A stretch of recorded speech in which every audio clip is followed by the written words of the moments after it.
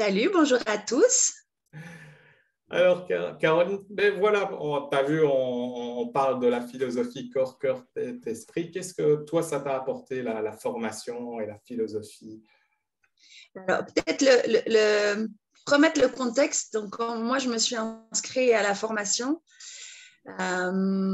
J'ai fait, moi, l'année dernière, au mois d'octobre 2020. Donc, ça date déjà d'il y a 1 an et demi maintenant. J'ai fait un gros burn-out. Donc, j'étais une très, très bonne travailleuse, d'après mon psychologue. On pouvait tout me demander, je disais toujours oui.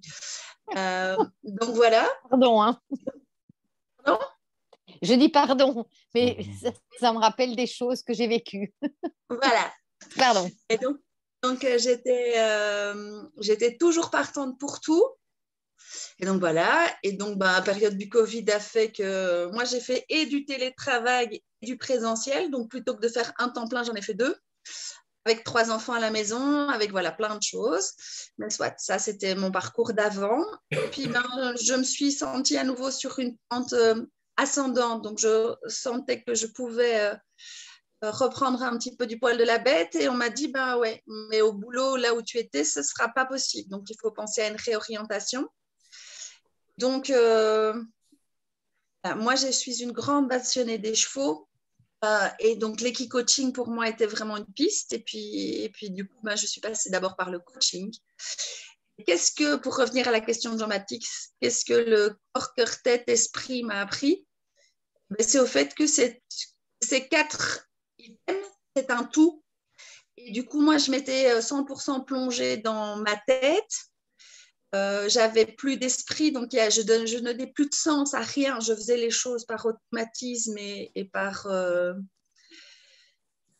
voilà. Mon corps, je n'en avais aucune préoccupation jusqu'au jour où il a plus voulu me supporter, me lever. Donc, c'est-à-dire que faire le moindre truc était vraiment épuisé. Voilà.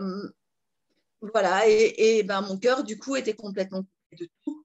Toutes les émotions étaient méga amplifiées. J'entendais qu'on parlait des émotions et que vous ne vouliez pas vous couper de vos émotions. Ce n'est pas du tout ou les changer par force, non.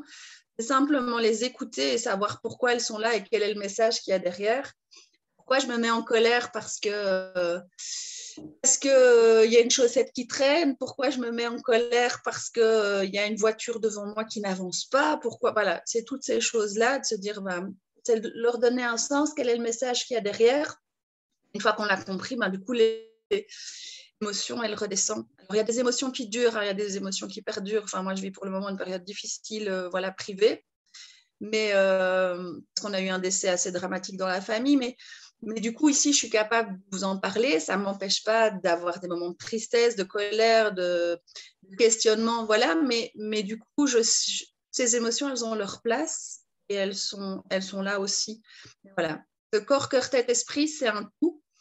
Il faut que ce tout soit équilibré pour que la voiture roule, hein, Jean-Baptiste? Oui, tout à fait. Et qu'est-ce que ça t'a apporté, la formation jusqu'à maintenant? Alors, ce que ça m'a apporté, c'est une ouverture d'esprit incroyable. Moi, j'avais un gros complexe d'infériorité, de vouloir toujours tout faire pour me dire d'essayer d'être à la hauteur des autres. Et qu'est-ce que m'a apporté cette formation? Ça m'a apporté plein de choses. Déjà, ça m'a appris à me connaître et mettre en avant tout ce que je savais déjà faire, tout ce que je suis, tout ce pourquoi je suis appréciée autour de moi, tout ce pourquoi les gens font appel à moi, tout ce pourquoi je m'aime dans mon quotidien aussi. Voilà, c'est un chouette cadeau à s'offrir de prendre le temps de se connaître, de se poser les vraies questions, parfois bateau, mais qu'est-ce que je veux dans la vie? Est-ce que je veux qu'on se rappelle de moi plus tard? Voilà, c'est toutes ces choses-là, toutes ces évidences-là.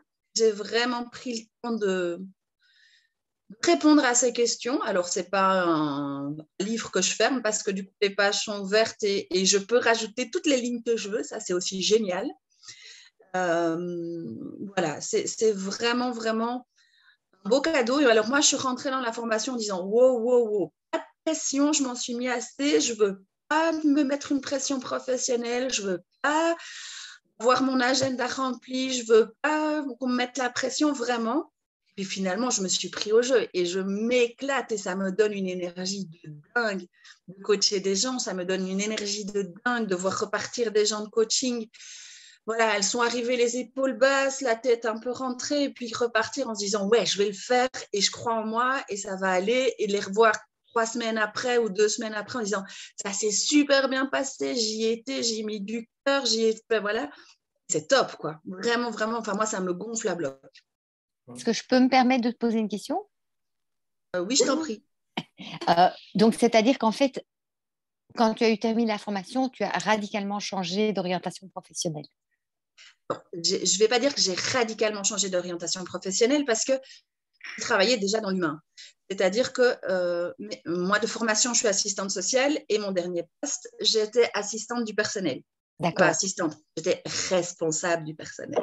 D'accord. Voilà, donc je faisais partie. Tu vois, je me mets comme assistante parce que je me suis toujours placée en deuxième poste dans ma fonction. Mais non, j'étais dans le comité de direction d'une entreprise. Donc et d'ailleurs, c'est un peu Pauline qui a réussi à me convaincre parce qu'à la base, moi, je ne voulais plus du tout travailler avec les humains. Vraiment, vraiment, j'avais mis une barrière complète en me disant non, j'ai plus envie de m'investir là-dedans, j'ai plus envie de me surinvestir là-dedans. Et du coup, moi, je voulais travailler avec les animaux. Et donc, j'ai passé une journée avec un maréchal ferrant, j'ai passé une journée avec un vétérinaire, j'ai passé une journée avec un nutritionniste équin en me disant, ben voilà, c'est peut-être ça que je veux faire. En me disant, en fait, alors on m'a dit, mais à côté d'un animal, il y a souvent un maître, en tout cas un propriétaire. Puis je me suis dit, ah ouais, c'est parfois le plus dur à gérer aussi. Je me suis dit, c'est ma voie toujours. Je suis un être profondément social. Et donc, j'ai changé ma façon de faire les choses. C'est-à-dire que maintenant, les personnes avec qui je travaille sont des personnes qui ont décidé d'avancer. Okay. Je crois que c'est la vraie différence qu'il y a entre le coaching, en tout cas à mon point de vue, entre le coaching et le coaching que je pouvais faire au niveau de mon boulot, parce que je pense que j'avais déjà un peu cette philosophie coaching. C'est qu'ici, les gens qui viennent, ils ont un objectif, ils se le fixent, ils se donnent les moyens d'y arriver. D'accord. Je te remercie pour ta réponse. Merci d'avoir partagé. Avec plaisir. Je ne sais pas s'il y a d'autres questions pour Caroline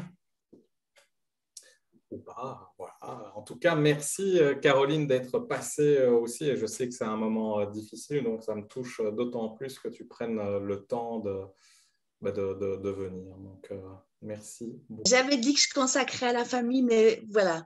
Alors, moi, c'est un truc, j'ai envie de vous le raconter. Moi, parfois, les formules bateau de « ouais, la famille, Humanéo, c'est bon ». Moi, le premier week-end du « oui, c'est ça ». Bien sûr, on ne m'aura pas. J'ai passé mon week-end le week-end dernier avec ma famille Humanéo. On s'organise des week-ends en plus de nos week-ends d'Humanéo parce que c'est aussi de magnifiques rencontres. Voilà, moi, vraiment... On a eu une chouette animation avec une personne extérieure ici ce week-end qui m'a dit « Mais vous vous connaissez depuis combien d'années ?»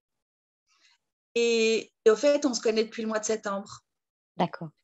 Mais c'est un truc de fou parce que vraiment, quand les week-ends que vous allez vivre, alors vraiment, profitez-en. Parce que c'est la plus belle chose qui peut arriver. Alors, moi, c'est un petit point de repère que j'ai eu. Donc, j'ai quand même une grosse accro à mon téléphone en temps normal. Mes week-ends du Manéo, je mets mon téléphone en mode avion. C'est même pas en silencieux ou quoi, c'est en mode avion. Le matin quand j'arrive, et parfois, je le rallume le soir sur la route. Mais parfois, parce que je suis tellement bien là-bas que j'ai pas envie du reste du monde. En tout cas, moi, je me permets de te remercier pour ton témoignage. Moi aussi. Moi aussi, ça me touche toujours. Et effectivement, le week-end dernier, il n'y avait pas d'animation et les participants eux-mêmes ont créé leur propre animation. Et je trouvais ça génial. Ils sont partis dans un gîte et tout. Ah, c'est super, on avait les photos. Oui, on avait les photos. Et donc, ça, c'est extraordinaire, ça. Mais oui, mais c'est ça. À partir du moment où on travaille avec un petit groupe, ben, on crée des liens Des que ben, liens. on ne peut pas avoir dans un grand groupe. Non. Mais du coup, c'est la force du groupe qui fait que tout le monde grandit. C'est ça. Hein, et chacun se soutient parce que évidemment, ce n'est pas un long fleuve tranquille. On passe tous par des hauts et des bas, des moments de doute, j'y arriverai jamais, et puis des moments, ah ben c'est super, c'est top. C'est normal, ça fait partie de tout apprentissage. Mais ici, ce qui est bien, c'est que tout le monde ben, est soutenu, quoi. Le groupe soutient tout le monde et ça, c'est magique, quoi. Je Ça crois a que l'air, en tout cas. voilà, je crois que j'ai rarement, enfin, je crois que j'ai vraiment beaucoup pleuré, mais j'ai aussi vraiment beaucoup, beaucoup ri. Il y a des jours où je me suis rentrée chez moi en ayant mal aux abdominaux et aux pommettes, vraiment tellement c'était bon, quoi. Vraiment, vraiment, c'était... Voilà, et puis de temps en temps, ben, pleurer, c'est laisser sortir des choses et après, c'est tellement bon aussi de se prendre de temps en temps. Il y a un week-end qu'on avait renommé gentiment Prends ça dans ta gueule, de façon très polie, mais parce que c'était tellement remuant et c'était tellement confrontant, mais dans le bon sens du terme, de prendre conscience voilà, C'est de pas toutes tout nos le monde qui l'a capacités. appelé comme ça, hein? Pas tout le Non, monde. mais moi, on était quand même 3-4 être d'accord. Deux. Oh, Vous j'en ai n'êtes au moins vous 3. n'êtes pas d'accord, hein? Non, mais c'est parce que c'est le duo infernal, c'est pour ça. Pardon, hein, je suis désolée. Hein. Vous avez eu Hélène avant moi ou quoi Oui. Eh bien, ben, merci beaucoup, Caroline, pour ta visite et ben, belle soirée à toi. Belle soirée à vous aussi, profitez bien et beaucoup de bonheur pour la suite. Au plaisir de vous revoir.